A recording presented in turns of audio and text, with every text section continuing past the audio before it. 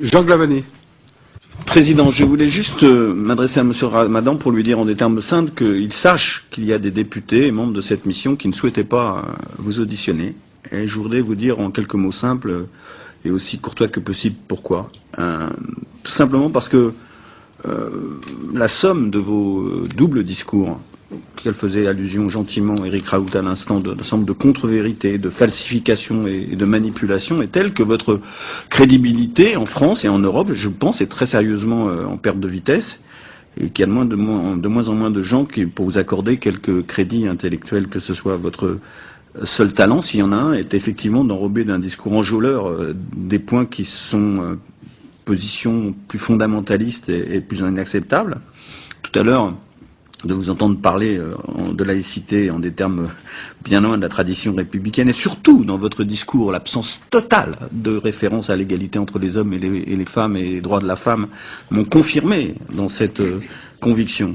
Et je crois que je le dis ici devant la mission, je l'ai dit au président, que vous recevoir aujourd'hui, c'est vous donner une respectabilité et une tribune que vous ne méritiez pas de mon point de vue. Alors je me suis demandé pourquoi certains d'entre nous, dont je ne sais d'ailleurs pas s'ils sont majoritaires dans cette mission, ont fait le choix de vous auditionner. Peut-être pour vous permettre, au nom de la liberté d'expression et de la tradition pluraliste de l'Assemblée nationale, que je ne conteste pas, de dire ce que vous pensez, et aussi à moi de dire ce que je pense, et je voudrais à ce moment-là dire à ceux qui nous m'ont donné cette tribune inespérée que je les en remercie très chaleureusement. Enfin, je pense qu'on aurait pu s'en priver.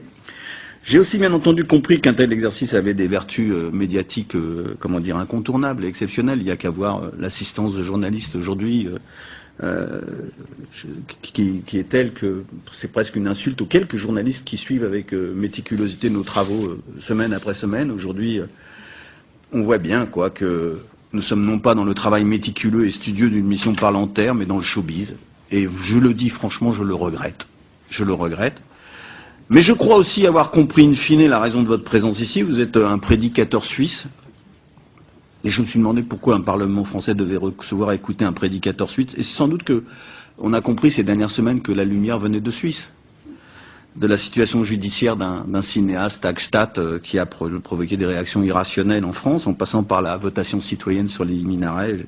L'exemple suisse et ses conséquences ici nous montrent, en tout cas j'en suis convaincu, que la démocratie française est bien malade.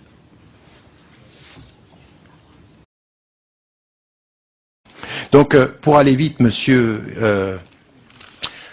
je suis un peu, enfin pas vraiment, surpris de votre intervention, mais vous déterminez, monsieur, le fait que je viens de Suisse, que la lumière vient de Suisse. J'ai été invité avant le vote de dimanche, donc la lumière s'est faite après, si c'est cette lumière que vous perceviez, et de dire la falsification de mes citations, j'aimerais bien savoir, monsieur, au bout du compte, combien de mes ouvrages vous avez lus et combien de mes interventions vous avez suivies.